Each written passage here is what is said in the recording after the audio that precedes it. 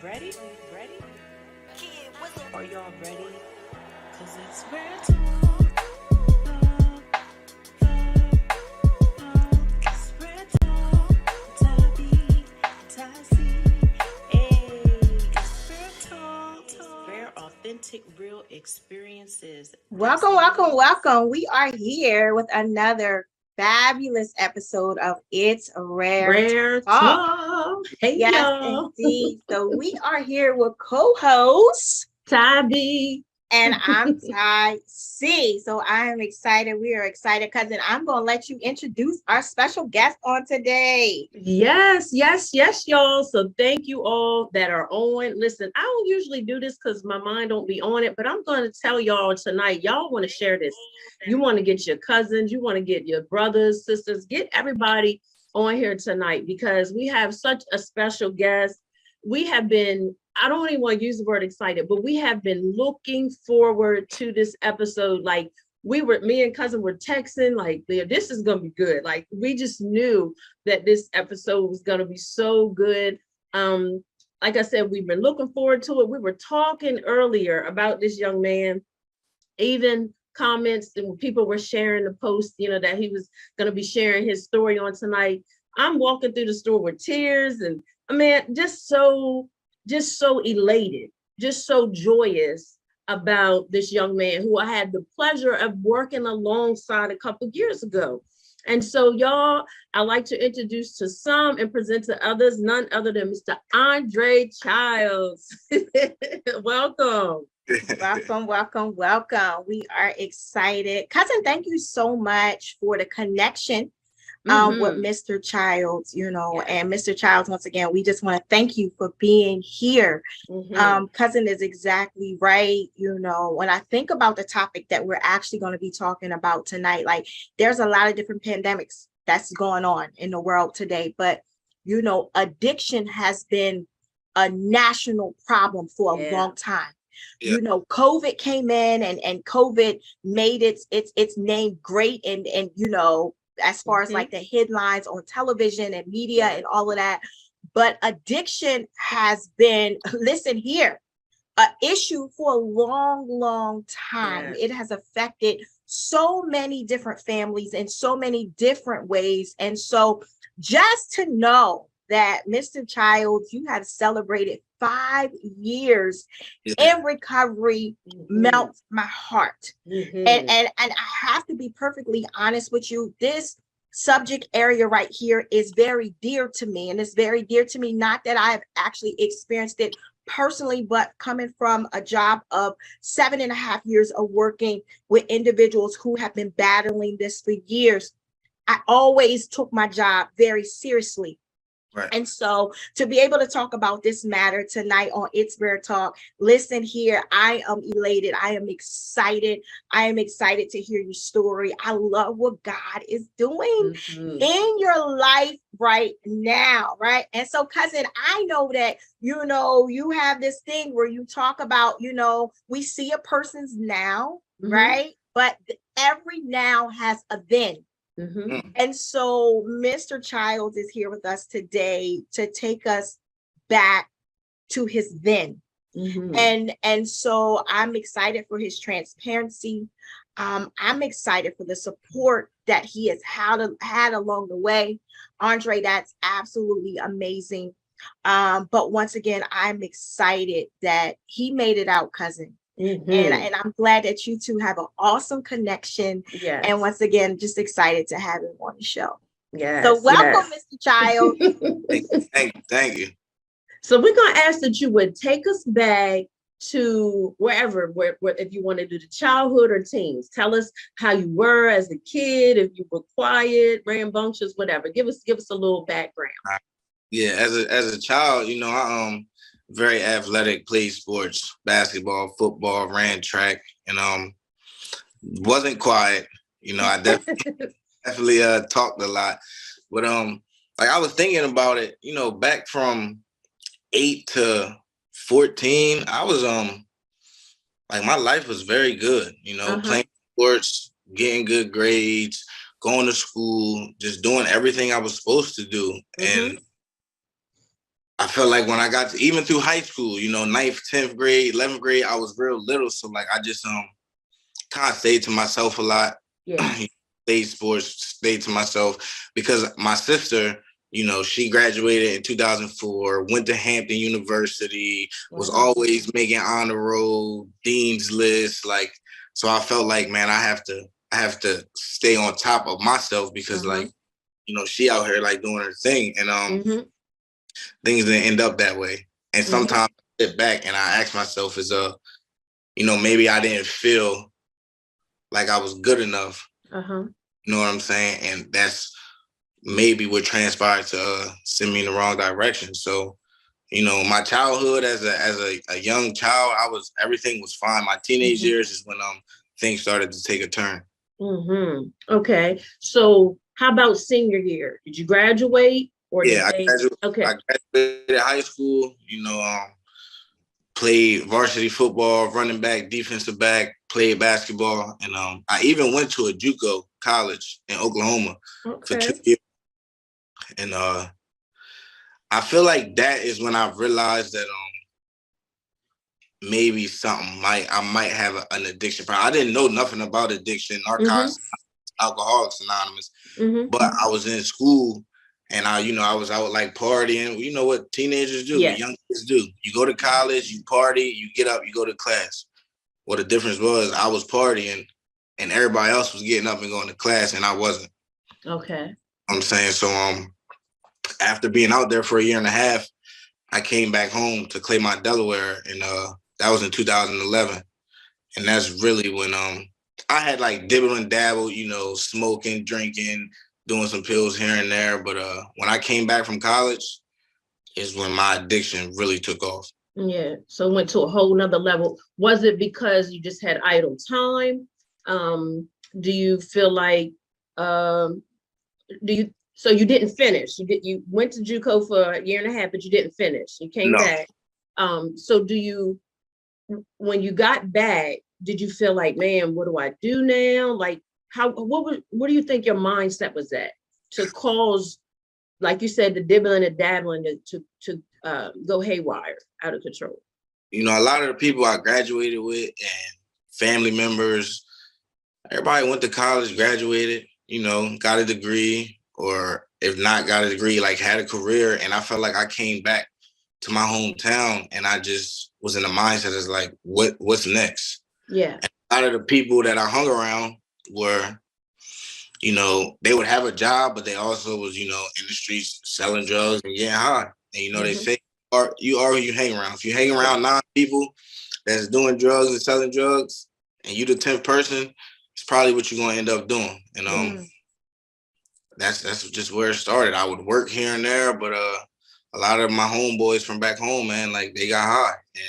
And I feel like me, I take things to the extreme. You know what I'm saying?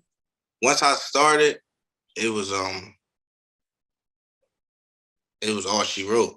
And like I said, when we get to like now, you know, because you know, once you get into a program, Narcotics Anonymous, you start to do like step work and like answer about yourself. Because back then I didn't know my reason of why I chose to pick up drugs. You know, I also didn't know I was a drug addict. So if I knew now what I knew back then, I mean, I don't know if I would have, but I'm grateful that I went through what I went through because it made me who I am today. Absolutely. I love that. You just said a lot. Right there in what you just said. Like, you said, I didn't know I was an addict. Because a lot of times when we in the midst of something, it's a couple of things: denial, or not just wanting to associate ourselves with something that has such a strong, you know what I mean, look to it, you know. But you said, I didn't realize I was an addict, you know. So let me ask you a question. If you don't mind sharing, what was your gateway drug? What was that first drug that led? Because you said, listen, I take things to the extreme, right?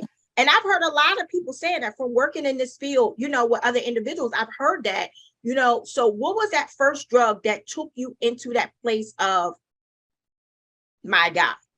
Yeah. All right. So the first drug I ever did, right? Marijuana, smoking weed, drinking.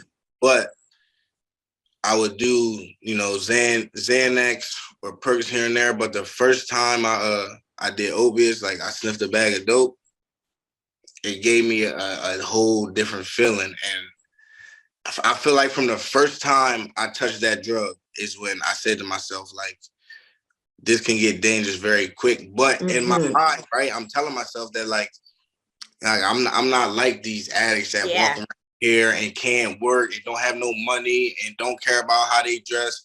I was telling myself like that's not me. So if I want to do this, I'll be able to do this and live a normal life. It didn't work out that way. Yeah. I was going to ask you exactly what we think so much alike, but on to the next question. So were you able to keep it from your family, or when did they find out?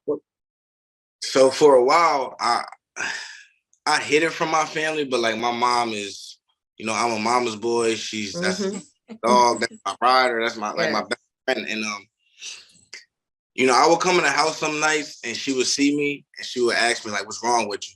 I'm just tired. And but my drug use progressed from sniffing dope to like using needles. I shared about this on my anniversary. One specific time, man, I had left some needles in my closet, and my mom, she knew something was going on with me. She knows me. I walk in the house, eyes bloodshot, or my pupils all pinned. She knows something's going on, and she looked through my closet and she found a pack of needles, and she said to me, "We got to figure something out, because my mom, she's like, I'm not gonna let you die in these streets from using drugs." And it got to a point though that like even when my mom knew and my dad knew and my sister knew, like it didn't matter, because now I'm all in. You know what I'm saying? No matter who knows, no matter what people think, I don't care about keeping a job. I don't care what my family thinks. Like I'm in the midst of active addiction. Like I'm all in. Yeah. So it doesn't matter to me, family events, going to birthday parties, Thanksgiving, Christmas. I'm going in there high at the table, nodding out, falling asleep, and just not caring. So let's talk about that right after having conversations with different parents of individuals who are active in addiction or struggling with addiction. Sometimes if you have never walked that pathway, you don't know what to expect. You don't know what to think. You know what I mean? All you know is that you see your loved one in a situation that's not good, right? Yeah. And so I heard him say, listen, at that point in my life, all I cared about was my addiction, right? And it's because that disease takes over, right? And so that person that they actually seen coming to the dinner table and things like that, it was taken over by a different force. Yeah. Right. And that thing, I heard what you say. You was like, in the beginning, when I took on the heavy stuff, the opiates or whatever, I knew that it could become dangerous. I heard about it, you know what I'm saying? But in my mind, because right at that point, it hadn't taken over your mind. In your mind, I got control over this. Yeah. Right? That's what a lot of people actually believe, that they got control over it. You know what I mean? Not realizing that thing right there, man, that's a demon all by itself. All by that thing, it's coming to take over everything. And before you know it, the individual is out of control with it, right? And so here you are, you're showing up. You still showing up, but you showing up with something riding your back. Right. Yeah. Wow. I was going to ask too, were you working? Were you still functioning like with a job, or was you just like getting your money in the street or whatever? I was working. I would have a job here and there, I used to work with my uncle cleaning like Wawa floors, and then I worked at Bellevue State Park. Worked there for about 4 months, got fired. Worked at Stanley's, a restaurant. Worked there for about 7 months, got fired. I would have a job, but I could never keep a job, because if I woke up one day and I didn't have no drugs, there was no way I was going to work. And if I did go to work, I would try to find a way to either leave work and go use, leave work and go find some money, steal some money and go use. It was just, I couldn't keep a job if I didn't have drugs. I couldn't do nothing in life. But like she was saying, it was really a demon that took over my body. Like, if I wake up today and I don't get no drugs in my body, I will not be a productive person. It had you like that. And so what's your age range during this time? I would say when I was deep in my addiction, 19 to 25. Wow. 19 to 25. Okay. Okay. And so during that time, did you ever seek out, like, try to get any help? That, I know your mom was on you and your family, but did you ever go into a facility at that time? Did you ever try, because sometimes somebody would try something for 30 days and that didn't happen. So did you try anything? I went to a treatment in Pennsylvania in 2014. I went 2 different times. The first time I went, I completed. I stayed there for 18 days. But at this point, I really was just going because I was trying to make my mom happy. You know what I'm saying? And I knew in my mind that, like, I was on, like, a little vacation. The day I left that rehab, I used. And my mom is one of them type of ladies where, like, okay, I'm a grown man. She's telling me when I can and can't leave the house. And in my mind, I'm like, I'm not.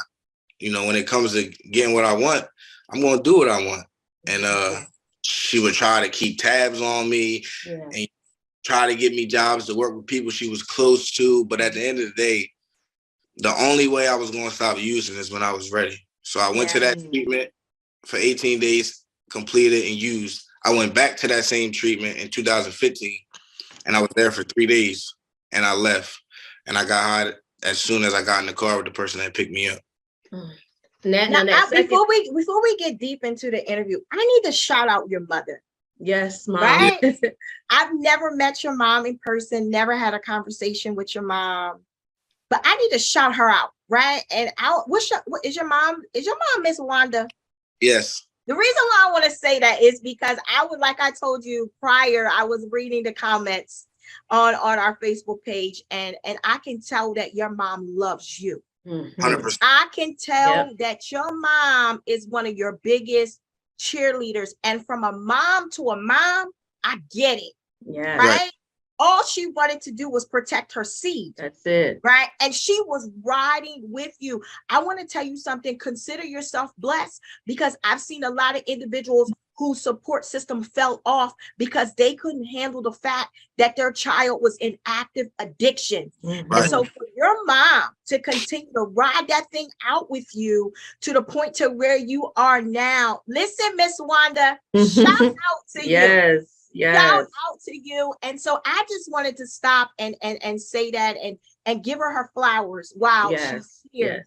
I'll add to that, because working with Andre, I know he loves his mom. He loves his mom. He's very family oriented. Yeah. And so I just wanted to highlight that we know Mom did her part, we know this was not her fault or her doing. This was choices that you made, Absolutely. When you strong-willed and you have this mindset, I'm going to do what I want to do. That's, what I'm saying? Because even us, I guess we could call ourselves mama bears, because our kids are grown. My youngest is 16, but I'm still like that. Andre, me and Tonette, but our boys they're knocking on 30, but we still like, where you know what I mean? Where you at? Because it's a different world, you know what I mean? Yeah. And I commend your mom for that. I'm not losing my son, because that's our mindsets with our boys, you know what I mean? So yeah, that's a lot with that. Yes. A lot with that. But I like what he said, cousin, not to cut you off. No, he said, first of all, he respected his mom enough to try to go, for the simple fact because he knew that would please her. Yeah. But to all of our viewers and individuals who are active in addiction right now, because cousin, we here to throw a line of hope. Oh yeah. Right, Andre, that you are part of the line of hope for individuals who still are part of your then. See, you've crossed over, but it's still some individuals that's still fighting in that place that we're talking about where you used to be. And so what you are doing now is you are physical hope for people to show that I've been there, done that, understand it all, right? But I also know that there is a way out, right? And so, cousin, I like when he said, I went there, because I knew it would make my mom happy, but I didn't go there because I wanted to go. That's right. Right. That's right. So we know that makes a difference in the treatment. That makes a difference in the recovery process. If that's not from your heart, right? If that's not something that you want to do personally, listen here, it doesn't give you that result that you're looking for. Not at all. Not at all. So we want to move forward. We want you to get us to your lowest, like that. I couldn't believe I got here. What was your lowest? I would say I went to Warwick in 2015. So in 2015 was when I'm talking about walking around. I haven't had a haircut for like 7 or 8 months. Track marks all on my arms, on my leg.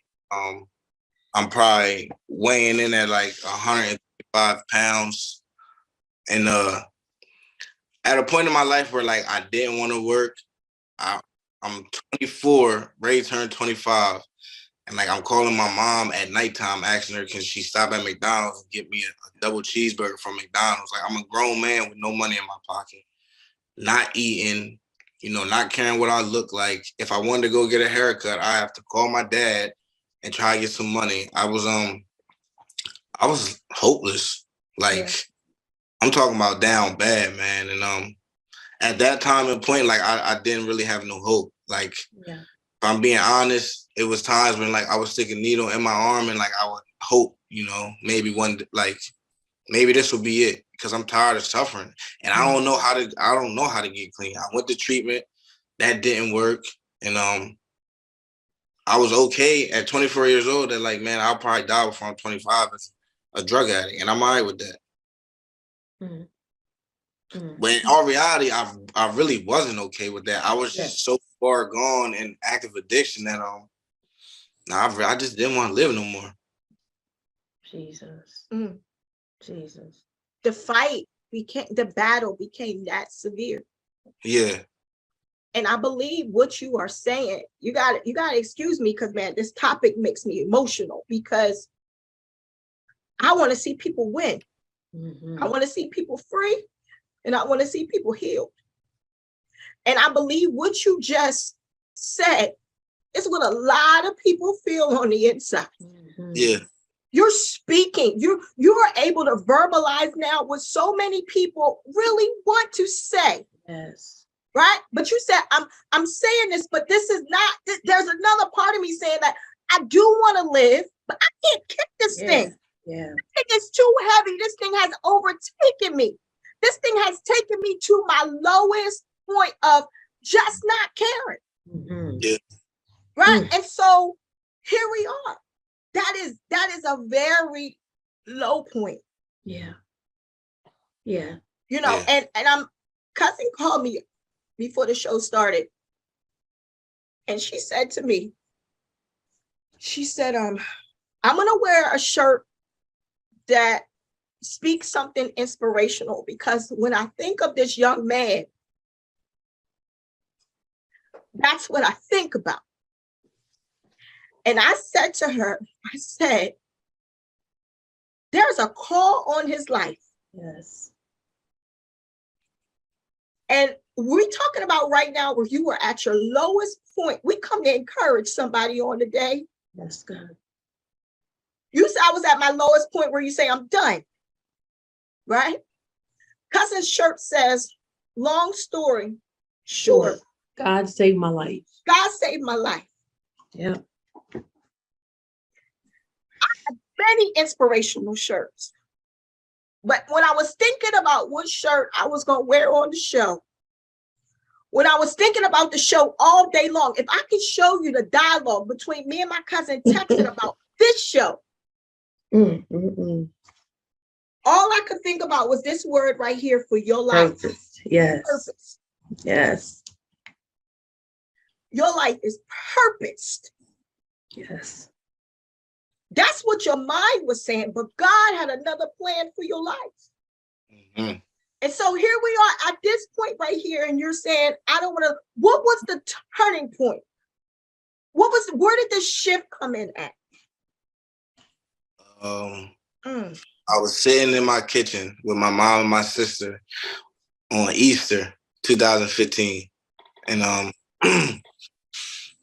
we had Easter dinner, just me, my mom, my sister, and my nephew. And I remember, man, my sister sitting at the table like, she's also one. You know, my mom, my whole family supports me very. But this particular moment, it was me, my mom, my sister sitting in my mom's kitchen, and I just remember like my sister just crying and asking me like, "Why can't you stop?"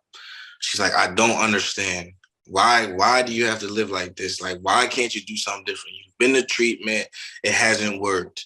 We try to come up with these ideas, like nothing's working. Like, I don't want to lose you. I don't want you to die in the streets, but like, why can't you stop?" And at that point, I didn't think she really understood how deep this active addiction was for me. But I just remember seeing my mom and my sister's face, man, in 2015, and I said to myself, I gotta give myself a chance.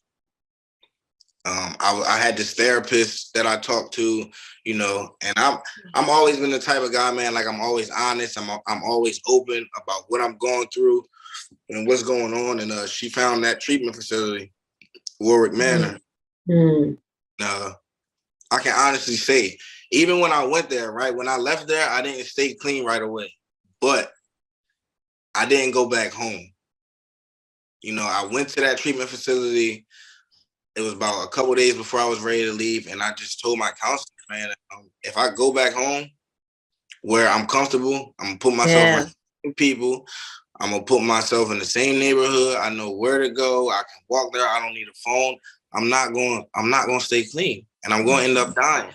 And I went to that treatment facility in 2015, and I stayed down here. But the disease of addiction is so crazy, right? Because like I still found a way the day I got out of Warwick to go back to Delaware one time, use, and then come back to Maryland to a recovery house. Because I still didn't know if I was ready to stop. Like I would go back and forth, man, so much.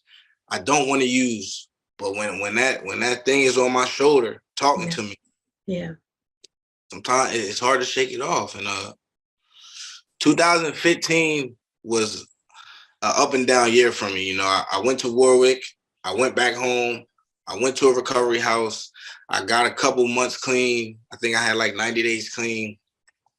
I got kicked out of the recovery house. I went to another recovery house. I kept using. I went back home, continued to use, then came back down here in October of 2015 because I said to myself, the only place I've ever got any type of clean time was on the Eastern Shore. And I felt like when I went back home after being down here, it wasn't even about like being in a dark place. It was just about the years that I've spent in Claymont, Delaware doing that, and the 90 days that I spent up here clean.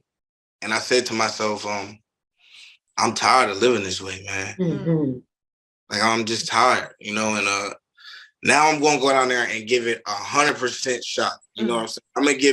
I'm going to give my all. I'm going to take some suggestions. I'm going to get a sponsor. I'm going to do step work. I'm going to find some people who really, you know, got some clean time and are really trying to live a new way of life and be productive members of society. And that's what I did. And, you know, my story, relapse is a part of my story, right? Like I had years clean from October 2015 to October 2017, and then I relapsed after having 2 years clean. And even just sitting here thinking about that, man, like I know what I did wrong. I know what happened, because it wasn't like I wasn't happy, you know? Yeah. Those 2 years was the best 2 years of my life. But for me, when I started dealing with somebody back home, and I like kind of like disconnected myself from the program of Narcotics Anonymous, from my the people in my recovery house, my sponsor, my sponsees, and I started hanging back around with the same dudes I hung with when I was in active addiction. But I thought I was okay because I had 2 years clean. And let me tell you something. Listening to you makes me think about how powerful the mind is, right? But then you still had the drugs that's affecting the mindset all the more. You know, they always say a mind is a terrible thing to waste, but the mind is very powerful. That mind have us doing all kind of stuff. But I commend you sharing that part, because a lot of times, you know, we can miss detail, and you just shared some detail right there. And like cousin said, we just appreciate your transparency so much. And we definitely believe that you're helping some people. I want to share something with you that I realized about the word recovery, because we hear it, but a lot of times people just think what people have their own, definition of what recovery is. But this is what I found out about recovery. It's about the get back. That's in Latin. That's what it is. It's get back. It's getting back and getting back what we lost. Now, my struggles weren't your struggles. I don't have your story, but I definitely had some things that I had to recover from. So I had to get myself back together, my mind, healing, all that stuff. Everybody has a different journey, and this one just happened to be yours. But I think about how, you persevered, even when you didn't know what that was going to look like, and you could have just quit and gave in. But, and as cousin said earlier, God had a plan. Even when you thought that needle, one of them last needles was going to be it, God said, not so. See, when he has a plan, it doesn't even matter what the enemy does. It won't work. It'll form. It might even manifest, but it doesn't mean it's when God has when you're sealed, like when you're chosen for such a time as this, the enemy he can only do so much. But just the fact that you kept persevering, and guess what? God knew all along that heart. He knew your mind was doing its own thing, but he knew deep down you really didn't want to die. Like you thought you did, but inside you really didn't want to go out like that. No, you didn't want to go out like that. And so I'm just so grateful to God that I was able to, work alongside you. So we're gonna move into, But hold on 1 second, cousin. I just want to share one. I listened because words mattered. Yes. I listened to him say, I went to rehab because of my mom. Mm-hmm. And then I got to a low place. And then I heard my mom and my sister. I heard. Then I heard him say he had to talk with himself. Yes. Mm-hmm. I'm tired of this. Yes. Mm-hmm. For all those that are watching and viewing and want out, you got to have a conversation with yourself and mean it. I heard him say, I want out. Mm-hmm. And then he started to seek out places of his. See, once you had that mindset, once he was ready to shift, didn't say the opposition wasn't going to come. Right. But he was ready to shift. And then I heard him say he went and then he realized he couldn't go back.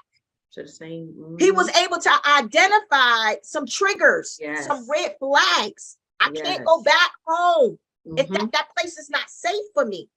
It's true that you really do have to change people. You do, places and things. Yeah. It's necessary for survival. Very. Right? He wasn't strong enough to go back to those places yet. And now he's starting to admit some things to himself. Mm-hmm. Now he's realizing he's now talking to the man who he sees in the mirror. Yeah. Right. And now we starting to see results. Yes. Did he fall? Yeah, he fell. Mm-hmm. But he was able to say, okay, wait, I see why that happened. Uh-huh. No longer making excuses. That's right. All right. But so he was trying to find solutions then. That's basically it was the like mindset has shifted. That's right. You got to shift the mindset. It's important to shift the mindset. Yep. Right? Until you shift your mindset, it don't matter what nobody say. Mm-hmm. That's it. Yeah. And also another thing is the shifting of the mindset allowed room for God to move. Yeah. See, I believe there's a lot of people that addiction, and Andre, you can comment on it. There's a lot of people that addiction has took out of here. Oh, yes. Yeah. A lot of individuals have died, unfortunately, from overdose. Mm-hmm. It's happened. It's true. I believe God had a plan for all of their lives. That's right. Come on now. There's a plan for everybody's life. But listen, he can't work where we don't give him room to work. Mm-hmm. When you shifted your mindset, because what you don't understand is, listen here, there was a word that was spoken over your life. Yes. And I'm assuming from reading a message, right? The mom commented and said, I'm so proud of you, son. And then there was a pastor who commented last night. I'm reading these text messages and I'm telling you right now, Andre, my spirit was jumping. Yes. There was a pastor who then commented and said that she was proud of you. I don't know this pastor. She said that she was proud of you. And she said that the Lord is going to do great things in your life. and she told your mother that she was proud of you and she hasn't seen nothing yet. Your mom came back and spoke the words that you spoke over his life. Yes. I need you to hear what I'm saying. This is why I know you have purpose. This is why I know God saved your life. There were some words that were spoken over your life. Your mother said the words that were spoken over your life helped her during the most difficult times of your life. There was a word, right? And so what happened is when your mind shifted, now you have given God room to work. Yes. And every word that has been prophesied over your life, as long as you give God room to work, I want you to hear what I'm saying, young man, because I believe the world ain't seen nothing yet. Everything that you went through, it was for your good. And that's what you're going to help somebody else. But everything that has been spoken over your life, as long as you give God room to work, he can work. You ain't seen nothing yet. You have not seen nothing. I want you to hear what I'm saying. You have not seen nothing yet. Yeah. This is the beginning of great works for you. Yeah. And everybody does have a yet, but the yet is based on your yes to God. Your yes, because he doesn't force anything. Right. You know, and as cousin said, your ministry may not be behind no pulpit, but you definitely got a street ministry and on the court. That's because you sharing your testimonies, helping other people. You know what I mean? You saving folk when you open your mouth. That's why you can't be quiet. Yeah. You can't be quiet. So when I called you, when we were talking about our shows and our topics, so we're strategic. We don't believe in just doing anything just to be doing it. We that's not where we're at. Everything that we do has to be purposeful. So when we were talking about one of the topics was recovery, and we were like, who do we, you know, and God instantly put you on my mind. And so cousin asked me like how many years you have been clean. And I told her, and she was like, are you sure? I said, all I gotta do is ask. I'm gonna ask. And so when you responded back and you called me, you was like, with no hesitation, yes, I'm ready. I'm going to do this. And let me tell you something, because you did this, this is another leap. You're overcoming all the more. Every time you share it, you are overcoming. And I love when you were talking about the steps in the step program. So that's what every day is. It's step, one step at a time. It's not about getting to the end right away. It's step by step. And you definitely have a calling. You definitely matter. And I just think about your now, because working with you, and I didn't grow up around you, I only knew what you shared with me, but working with you, I seen, you know, how you were so family oriented. You would bring your nephew on the trips, stuff like that. And, you know, just being hands-on with the kids, very manneral, you know, you have your mannerism. Like, so I know mom put in that work. You know, you were a gentleman. And I wanted to publicly say that you were a gentleman. We worked in close proximity. You were a gentleman the whole time. And the only thing I would want you to change, you can drop the miss and call me sis, okay? Because you're like, oh, you make me feel so. just call me sis, okay? Yeah. But I got you. I've been able to experience your now with you, working with those you trying to save them, telling them your story. Yeah. You know what I mean? And so I'm just so elated that this is just a step. You know, you're going to have more opportunities to share. You're going to have more opportunities to be a light and a witness. And we definitely want to bring you on board for some things that we desire to do. So, cousin, I'll let you go because I'm feeling like listen. So I want to talk about his now. So we heard about that last time that you used, and you was able to identify why, and you realized you had went back into some old places. Take us from that point to now. All right. I celebrated 2 years in October 2017. It was like the second week of October. Then I relapsed like November 1st or something like that. And my relapse was from November to December 6th. My last day using is December 6th. And I'll never forget it because, you know, I was going back and forth down 301, going to Delaware. And I was driving back. You know, it's like an hour, 45-minute drive. I'm driving back, no music. I had used, and I just was driving on the highway doing about 45 miles an hour, man, no music, with tears coming down my eyes, asking myself, how did I get here? I know how I got here. because I know how I got the 2 years clean that I got, and I stopped doing what I was doing when I was in recovery. So I know how I got here. And I picked up the phone, I called my sponsor, and I'm like, man, listen, I'm driving back to Maryland. I need to move back in the recovery house. I give you my phone, I give you my car keys, I give you my wallet, I give you everything I got. And I mean, I don't want to do this no more. Like I'm ready to get back to being happy, you know, and loving myself again. And that's what I did. December 7th, I moved into recovery house. That was in 2017. I've been clean ever since. And I came back with the same intentions, man, of like going to meetings, going to IOP, getting the sponsors, doing step work, reading literature, reaching out. You know, I already had a network because I had some clean time before, and just taking it one day at a time, you know. And over the years, over the last 5 years, man, as y'all know, you know, I had a son who man, on my worst days, clean, man. Like, you know, because life is not always easy. You know what I'm saying? Just because I got clean does not mean that every day is going to be great. And that doesn't mean that I'm not going to think about using. You know, I used to ask myself, like, man, with the clean time that I got, like, if I share about I want to get high, like, are people going to judge me? But at the end of the day, like, I'm a drug addict. I'm just in recovery. Yeah. I got 5 years clean, so the thoughts still won't come, but thoughts aren't facts. You know what I'm saying? Like, I can think about using, I just don't got to act on it. And if I go into a meeting and I share about it, usually the thought goes away. And as long as I don't obsess about the thought, you know, think about it for a couple minutes. All right, come on, man. Like, we're not going back to that, you know, and keep it moving. But even on my worst days, man, like that little boy that's in the living room with my girlfriend right now, you talking about motivation. Of course, like, I did this for myself, right? Like, when I came in here this last time, I'm like, I'm not doing it for my mom. I'm not doing it for my friends. I'm not doing it for nobody but me. You know, I want to be clean. But today, like, it's not just about me. You know what I'm saying? Because like, I got to show up as a father, you know, as a friend, as a brother, as an employer, but most importantly, like, for him. Because y'all know, man, a lot of kids grow up without fathers. Yeah.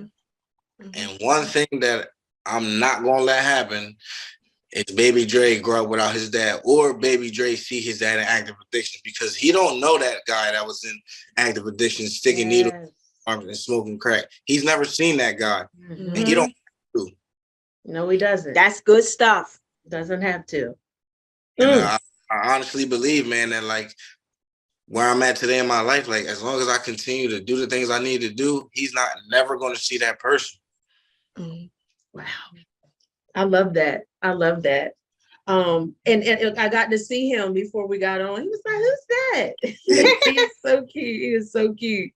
So let's share a little bit more about your support system, because we one of the things we were talking about earlier is a beautiful thing to have it. Everybody doesn't have it. And, you know, we wind it down, you know, to the end of the show, this interview, but to have that, as Cousin was saying, everybody doesn't have that.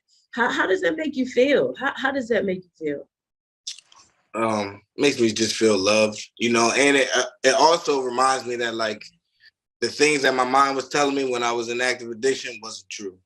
You know, that was just me being caught up in the grits, because I could easily say, like, oh, my family don't care about me. My family doesn't love me, so I'm gonna go get high. Like, nah, that wasn't the case, because as you can see, like, my family shows up.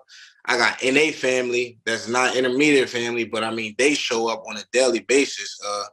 When I celebrated 5 years clean, man, my family it was like 30 of them that came down here to drop 2 hours to Cambridge, Maryland, to sit in the church and listen to me share my story.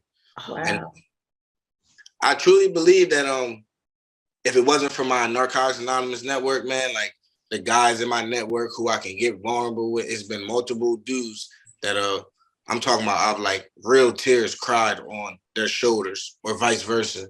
And, you know, as men growing up or coming into Narcotics Anonymous, we got this mask on that, like, oh, we can't get vulnerable with another dude. We can't cry to, you know, they'll think we're soft, but like all that, for me, that was just a mask, man. Today, like, all my homeboys in Narcotics Anonymous to tell you that I go in the meeting, I share with them, I share in the meeting, I cry on their shoulders, I cry in the meeting. Because like at the end of the day, I'm willing to do whatever it takes to get another day clean. Yeah. Yes. Yeah. I love that. Yeah. Love it. One day at a time, man. One day. That's all we're required to do. That's it. When we try to live more than one day at a time, that's too much. Yeah. That's all. Too It's too much. weighty. It's too heavy. Even for Mhm. those who are not struggling with addiction, all Yeah. we are required to do is live one day at a Okay. time. That's Right. it. One day at a time. And so just know, we encourage all of our listeners, just know if you have that support system, reach out to them. You know what I mean? Oh, You don't man. have to be islands. I said, pick the phone up, call somebody. Exactly. A lot of times people suffer in silence by choice, or pride gets in the way. And I'm glad that you even shared about, men can cry, because when you don't shed tears, that keeps you prideful. But God is closest to those that are of a contrite spirit, a broken heart. That's what God, because that's saying, okay, I can get in. It's like breaking up that fallow ground of the heart. God can really get in. And that's all he wants. That's what he wants for all of us, just to be able to come in and love on us and show us that we have purpose. He has need of us. And so we're so, again, elated that you shared this time with us, and all those that are on here. Anything you want to say that we didn't add, anything you want to share to any of those that are listening right now, or may come back and see this later? Anything you want to say, you have that liberty to do so. Just want to let everybody know it's possible, man. I say that because when I was in my active addiction, I didn't think I could get a day clean. And like today, I sit here with 5 years. So if I can do it, anybody can. You just gotta open up. You gotta get vulnerable. You gotta call somebody. You gotta ask for help. 'Cause the longer you stay quiet, the worse it's gonna get. And I'm saying that with experience, because there was so many times, man, where I wanted to reach out for help, or I wanted to cry out for help, but I didn't want to be judged, or I didn't want to be called a dope fiend or a crackhead or a junkie. But at the end of the day, like, my pride was getting in the way. Because if I would have reached out earlier, thankfully, I'm glad I went through what I went through. But because like you said, there's a lot of people out here dying who didn't reach out. I don't know, I'm ready to bring my son in here real quick. Okay. I want you to bring go your get son in, and I want to share this with you before you go get your son. I heard you say, I'm just a drug addict in recovery, right? That's not who you are. Yeah. I want you to hear what I'm saying. That's not who you are. That's who you used to be. Right. From this day forward, every word that you speak out of your mouth over you, speak something different. Yes. Right. You are a man of God with purpose, right, with a story to tell, who shall live and not die, right, and declare the works of the Lord. No, speak something that's who you used to be. Right. I got a lot of stuff I used to be too. Yeah. Right. Here. But when I speak of myself now, I speak something different. Right. And so that's what I want you to do. I'm excited for your future. I'm Mm. happy for you. Yes. I'm happy for you. I'm proud of you. Thank And you. I know this won't be the last time that I hear your name. No. But let us see who makes you proud. Let us see. This is awesome. This was awesome. Let us see. Look, we see the smile on his face already. Let us see. Hey. Absolutely handsome. Hey, little Dre. Hey. Handsome young man. Yeah. Yeah. Listen, we see the smile. No, listen. We see the smile that he actually puts on your face. Mhm. Continue to be that great father. Continue to make memories with him. Right? Remember what you said. What he don't know, he don't have to know. It's a fact. You continue to make life great for you and him. Hi, little Andre. How are you doing? Nice to meet you, sir. Nice to meet you. It's here. He be talking. And here. Hmm? Why got that in here? The light. They Why you need got that in here? That's Don't a you love that blessing. curiosity? I Yes, love it. that's a blessing. Go So, ahead, cousin. I'm just gonna say, so again, Andre, we appreciate you. We want you to stay motivated, stay encouraged. Remember, it's a one day at a time. And when you said something to the viewers about reaching out, anybody that's struggling, because when we hungry, a closed mouth don't get fed. So when we hungry, we're gonna open up our mouth and say something. So when we want something different, we do need to open up our mouths and just ask for help. Let's get that pride out the way. So Right. again, thank you. We appreciate you. We want you to enjoy this holiday time. Love on your family. Tell your mom we said hello, because next year, Lord willing, when we host our live recording, we want you in the place. We want you to bring Absolutely. your family. We're Okay. gonna have some things for you, so we will give you details. But reach out if you ever need us. We appreciate you so much. Absolutely. Until next time, y'all. It's Rare Talk. Hit us up at itsraretalk@gmail.com. Follow us, share. Y'all share this. This was so good. This was so good. Until next time. I truly appreciate y'all. Absolutely. Listen here. Keep doing it, man. I got you. Keep doing it. Keep doing that. Proud of you. Until next time, it's Rare Talk, y'all, where everything is rare, authentic, real experiences. We are so grateful for the interview with Andre Childs. Until next time. That's what it is, y'all. Be blessed. All right. Ready? Are y'all ready? Cause it's Rare Talk.